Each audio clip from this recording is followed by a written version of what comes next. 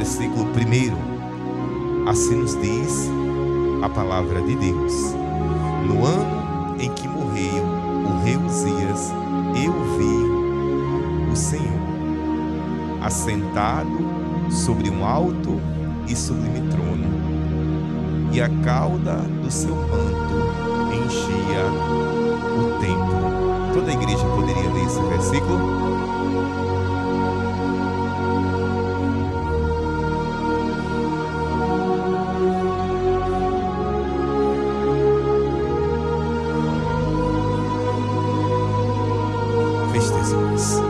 Soberano, eterno, maravilhoso Rei da glória, eu quero te glorificar, ó Pai, te exaltar, ó Pai, porque só o teu nome é santo, Pai. Quero te render graça neste culto de vitória, em que os teus santos se encontram aqui, ó Pai, glorificando e exaltando teu nome, ó Pai. Nos concede, ó Pai, mais uma porção santa da tua palavra.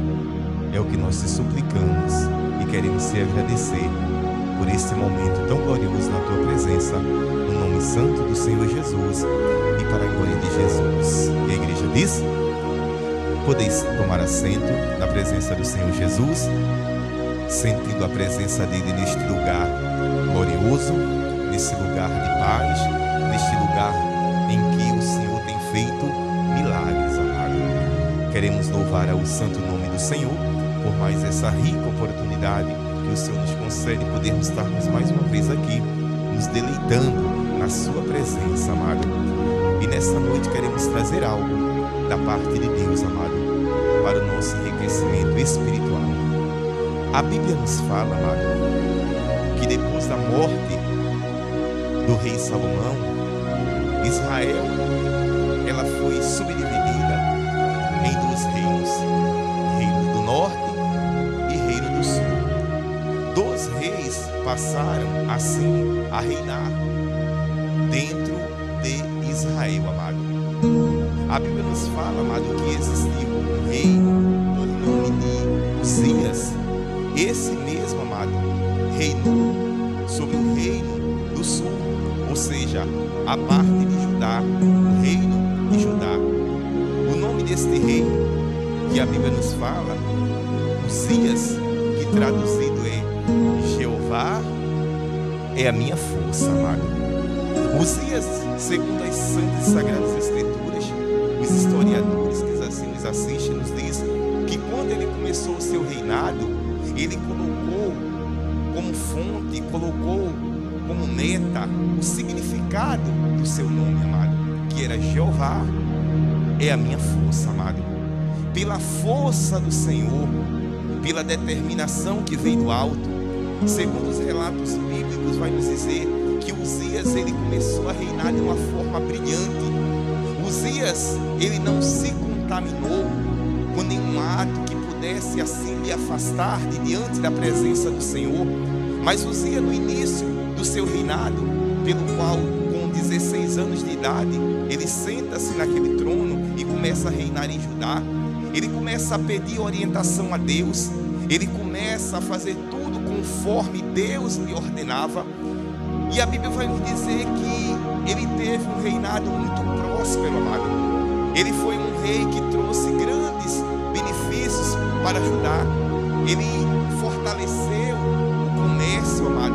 Ele inovou a questão do exército, amado, em termos de armas. Ele aumentou o tributo para aquela nação. Ele trouxe grandes avanços para Judá. Segundo a palavra de Deus vai me dizer que Uzias, amado, ele foi um rei bondoso para com aqueles que o acompanhavam. Ele era um rei que trazia muitas prosperidade para o reino de Judá. A Bíblia vai nos dizer, amado, que Uzias, em determinado momento da sua vida, amado, ele adentrou no templo, amado.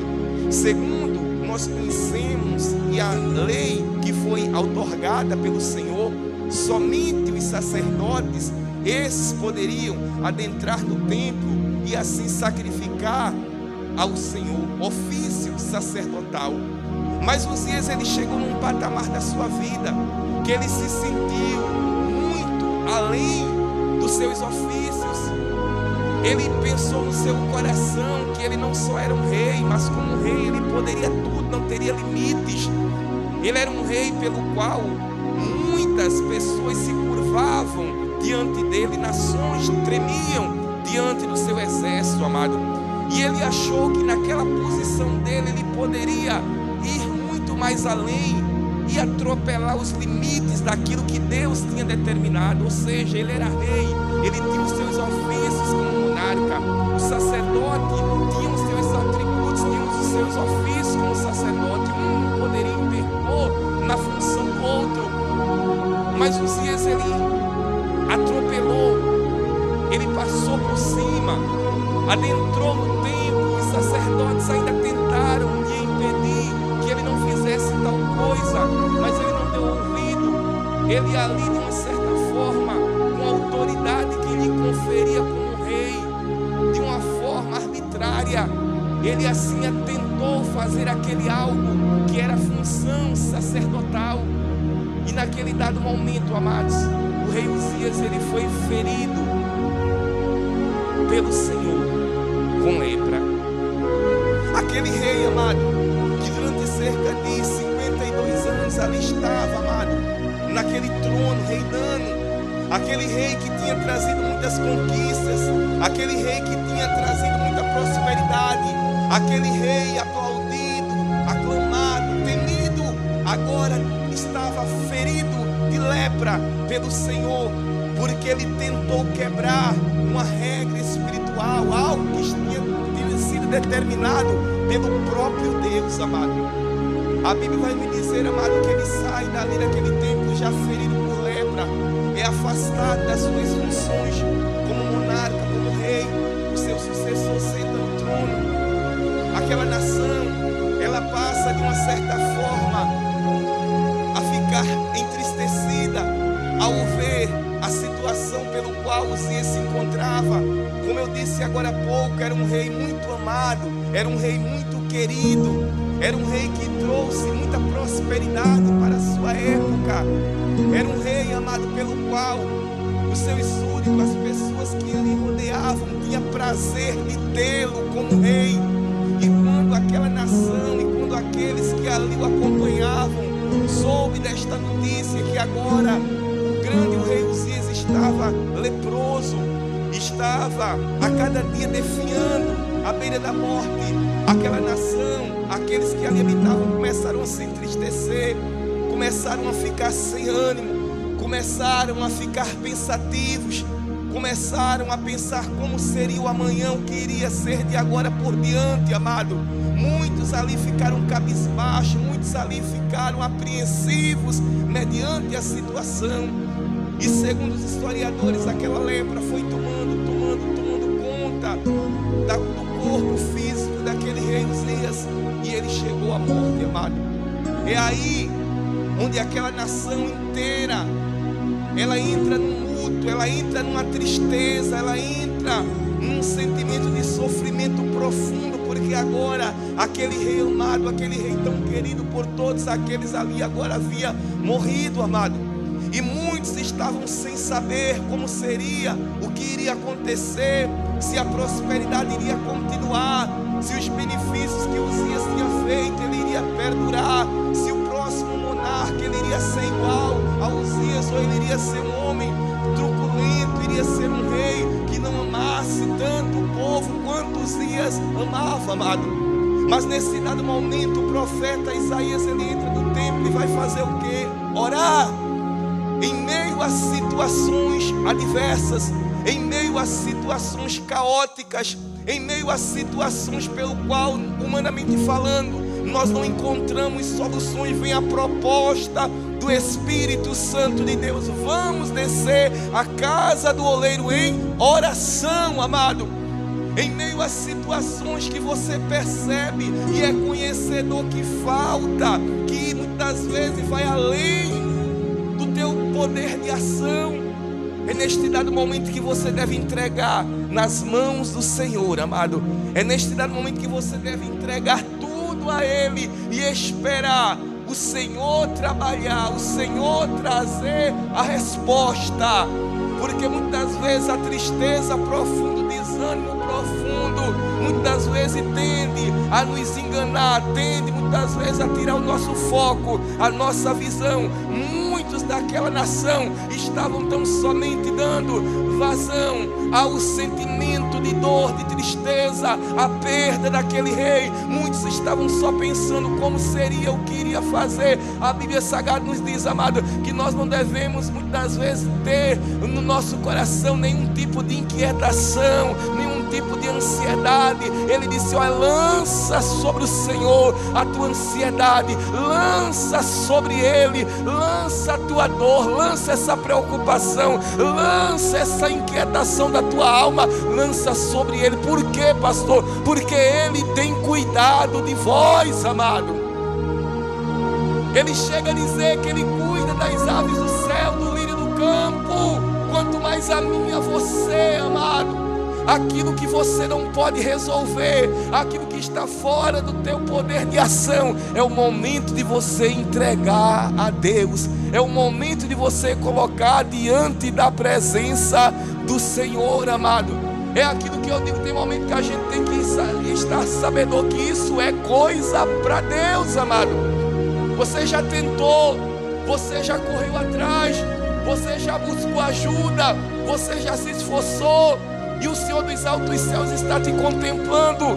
Mas quando você decidir colocar nas mãos do Senhor, confia nele, o mais Ele irá fazer, amado. Enquanto aquela nação estava inquieta, Deus não trabalha na inquietação, amado. Deus não trabalha na aflição. Ao contrário, Ele diz para mim e para você nessa noite: aquietai-vos e sabei que eu sou Deus, amado. Se Ele manda eu me aquietar, se Ele manda você se aquietar, Ele está dizendo: olha, eu estou no comando. Eu sou Deus e fora de mim não há outro. Eu sou o dono de tudo. Nas minhas mãos tem todo o poder, a minha glória, a minha majestade, a minha ação, amado. O querer e o efetuar está nas mãos de Deus, amado. Mas porque muitas das vezes, amado, nós nos pegamos aflitos, chorosos, desesperados, com aqueles que não têm esperança, com aqueles que não têm, amado, um Deus tremendo na vida, com aqueles que não têm um Deus que trabalha. Se você está esperando nele, amado, deixa eu te dizer algo nessa noite. A palavra de Deus nos diz que Deus, Ele é Deus daqueles que trabalham em prol daqueles que nele esperam, amado. Ele trabalha ao meu e ao teu favor, amado. Quando a gente tira a inquietação da alma, quando a gente tira a aflição, quando a gente tira todo e qualquer sentimento de fragilidade, Deus, Ele entra em ação e Ele começa a agir, amado. O medo, a inquietação, muitas vezes Ele nos fragiliza. Eles roubam a nossa fé e a nossa confiança em Deus, amado. Aqueles que ali estavam queriam saber se o próximo rei, ele seria bom, ele seria benéfico, ele ia trazer prosperidade, ele iria ser igual a Uzias. Eles queriam saber, mas eles não sabiam, e faltava entender que é Deus que coloca no trono. A bondade vem dele, a bênção vem dele, a prosperidade vem dele, a ação vem dele. Ele diz que nada pode chegar na minha, nas tuas mãos, se do céu não lhe for dado. Tudo vem de Deus, amado. Toda boa dádiva, todo dom perfeito vem de onde, pastor? Vem do alto, onde não há nem nuvem, nem variação de nuvem, amado.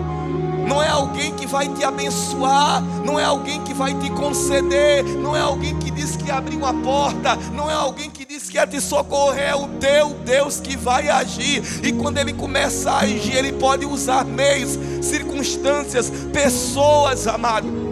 Ele chega a dizer na sua palavra que quando Ele abre uma porta, ninguém fecha. Porém, quando Ele fecha, ninguém abre. Ele ali está dizendo: eu sou soberano, fora de mim não há outro, amado. Temos que a cada dia exercitar o que, pastor? A nossa confiança no Senhor.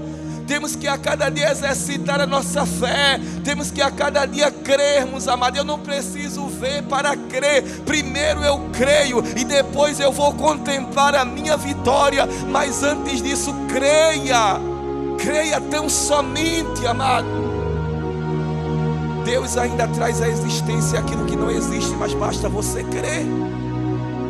Talvez alguém olhe para você e te faça uma pergunta: o que é que tu estás vendo aqui? Você estou vendo uma parede. Não, diga: pelos olhos da fé eu estou vendo uma porta, e depois outra porta, e depois outra porta, e depois outra porta. Alguém vai dizer: não, mas eu estou vendo uma parede. Aí você diz: não, eu não vivo por vista, eu vivo por fé, e a minha fé me faz crer que Deus ainda abre porta até onde não tem porta. É por isso que muitas vezes nos chamam de fanáticos, de loucos, amado. É porque nós vivemos no sobrenatural de Deus, amado.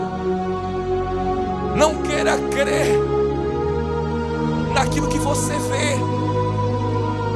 Traga no teu coração, plante no teu coração uma raiz, uma semente de fé viva. O que é fé? É viver o sobrenatural de Deus, amado. É quando alguém disser não vai dar certo, é quando alguém disser já está morto, é quando alguém dizer já cheira mal, você ouviu o Senhor te dizer: não te hei dito que se creres verás a glória de Deus, amado. É quando alguém disser: olha, você não vai passar dessa situação, não vai dar certo, já está determinado, já está assinado. Você ouvir a voz do Espírito Santo de Deus te dizer: a última palavra vem dos céus, a última palavra vem do Senhor, a última palavra vem daquele que criou os céus e a terra. Qual é a palavra que tem ganhado lugar no teu coração? Qual é a palavra que tem ganhado espaço na tua alma e na tua vida? É a palavra de alguém que está te machucando? É a palavra, quem sabe, de alguém que tem te dito coisas contrárias? Ou é a palavra do teu Deus, amado? Está te dizendo nessa noite: não temas, crê somente, porque tu vais ver. Mas primeiro você tem que crer. Eu amo todos os textos da Bíblia Sagrada, amado, de Gênesis, Apocalipse. Mas tem aqueles que a gente se identifica de uma forma tão tremenda, amado. Tem aqueles que cada vez que você lê, o Senhor renova a tua fé, renova o teu coração, a tua alma, amado. É quando nós lemos aquele texto, amado, que nos fala sobre a sunamita, amado. Esta mulher, ela me deu uma lição de fé tão tremenda. Ela te dá também, se você assim quiser, uma lição de fé tão tremenda. Aquela mulher ali, ela pôde contemplar materialmente falando seu filho morto, amado. O seu sonho morto, a sua esperança morta diante dos seus olhos. E quando alguém pergunta a ela: como é que está o menino? Como é que está na tua casa? Como é que está o teu esposo? Como é que está a tua família? Aquela mulher pode dizer bem forte: vai tudo bem. Por quê, pastor? Porque ela confiava em Deus, porque ela sabia que foi Deus que tinha lhe dado, e aquilo que Deus te deu não vai morrer, aquilo que Deus te deu não vai acabar, aquilo que Deus te deu não vai ser sepultado, aquilo que Deus te deu o inimigo não vai vencer, porque foi Deus que te deu. Mas você tem que ter ciência que foi Deus que te deu, amado. Você tem que ter ciência que a tua família é bênção do Senhor. Não é o pastor que tem que dizer, não é alguém que tem que dizer. Você tem que profetizar todos os dias: a minha família é bênção do Senhor, o meu lar é uma bênção, é restaurado. Eita, cada membro da minha família é povo de Deus, amado. Profetiza em meio ao vale de ossos secos, profetiza em meio ao caos, profetiza em meio a situações caóticas, que Deus vai te utilizar da tua fé e o milagre vai acontecer. Naquele ano em que morreu esse rei, por nome de Uzias, Isaías entra no templo para buscar o Senhor. Está difícil? Busque o Senhor. Está complicado? Está doendo? Você não está vendo saída? Busque ao Senhor. Ele tem resposta para te dar. Naquele momento, Isaías entra no templo e ele começa a orar. joelho, amado, que você vai ver o milagre acontecer na tua vida. Há um mistério quando essa igreja dobra o joelho. Há um mistério quando te envolve no manto da oração. Deus, Ele trabalha de uma forma sobrenatural. Você tem fé para crer que enquanto tu estás aqui adorando, Deus está trabalhando uma causa na tua vida? Não, você tem fé para crer, amado? É culto da vitória, amado. Não é cerimônia fúnebre, não. É culto da vitória, amado. Você tem fé para crer que enquanto estás aqui adorando, levantando essas tuas mãos cheias de unção, glorificando o nome dEle, Ele está trabalhando em uma causa na tua vida. Ele está trabalhando em teu favor. Você crê, amado? Se você crê, assim será. Você é, presta atenção, o pastor está concluindo. Você é aquilo que você crê. Mas o que é que você está crendo? Creia. Fortaleça a tua fé. Em meio ao caos, não entre no caos, mas faça a diferença. Você está entendendo? Alguém da tua família precisa da tua força, das tuas orações, amado. Tu és coluna na tua família, no teu lar.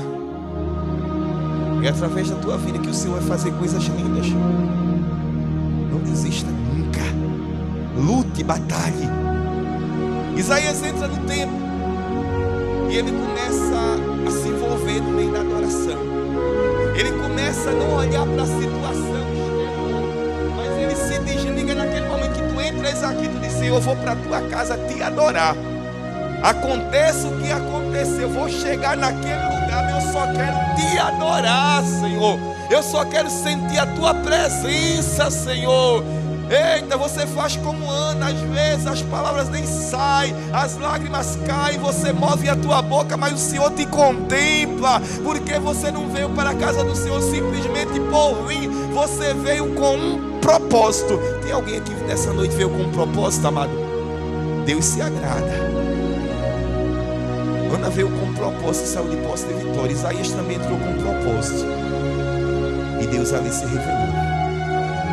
Isaías, ele pôde escrever no verso, capítulo 6, versículo 1. Ele disse: no ano de luto, de dor, de sofrimento, de confusão, de pensamentos desconexos, no momento em que, no ano em que aquela nação estava ali sem saber o que fazer, pensando em N coisas, ele, naquele momento, sabe o que foi que ele viu? Ele disse: eu vi ao Senhor. Pergunta: em meio a essa situação que você está vivendo, você consegue ver o Senhor?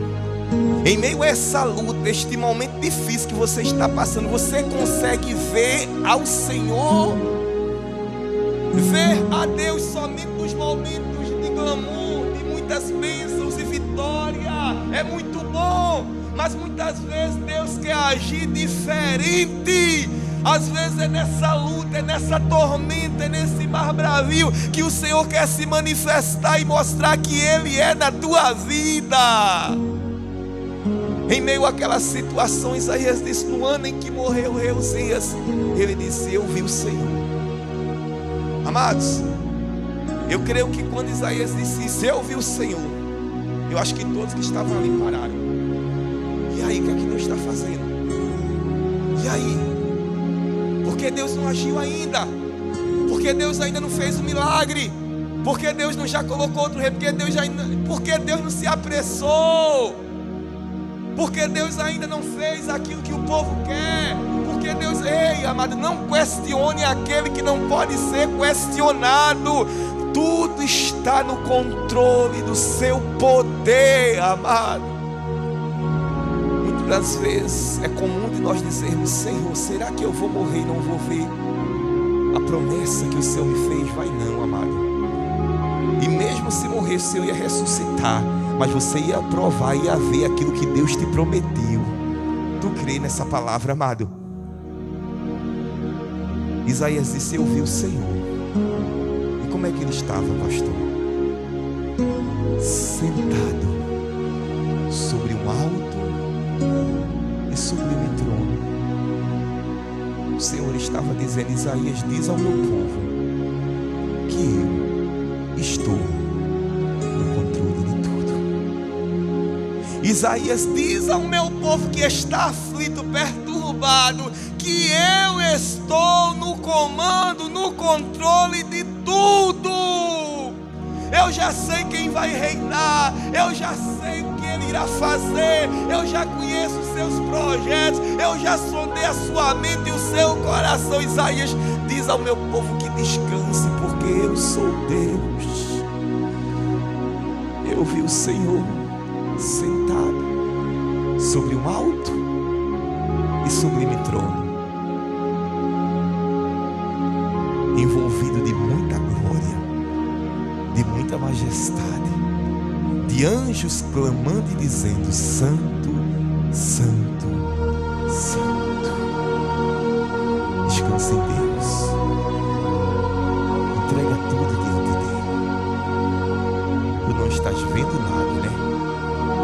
Não estás ouvindo nada, né? Nenhum profeta tem se levantado para falar contigo, né? Elias, dentro da caverna também, ele pensou que estava só. Ele pensou que Deus tinha lhe abandonado. Ele pensou que Deus não falava mais com ele. Ele ouviu tanto som estranho. Ele ouviu o som de terremoto. Ele viu vendavais.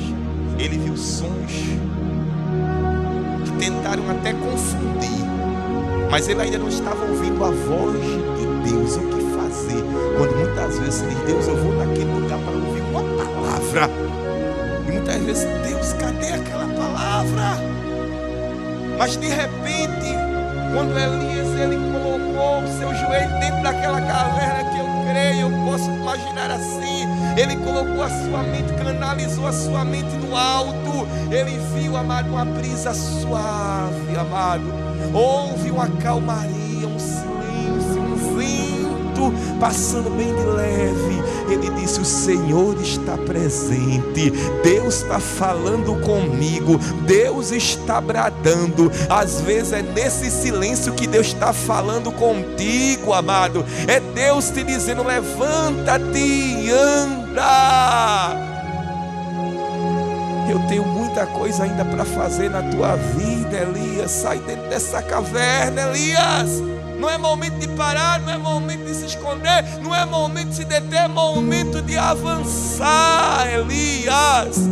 Eu conto contigo, Elias, desde o ventre da tua mãe eu já te chamava pelo teu nome. Eu te escolhi, te lavei com meu sangue, te dei um novo nome. Coloquei anel de honra no teu dedo, reescrevi a tua história, Elias. Sai de dentro dessa caverna, te apresenta diante de mim que tem serviço para tu fazer, Elias. Ainda tem rei para tu consagrar, ainda tem enfermo para tu curar e ele ser curado, ainda tem oração para tu fazer e libertação, Elias. Eu conto contigo, Elias. Deus, ele te diz nessa noite: aquietai-vos, porque eu estou no controle dessa situação. A qualquer momento, em qualquer segundo, irei eu me levantar do trono.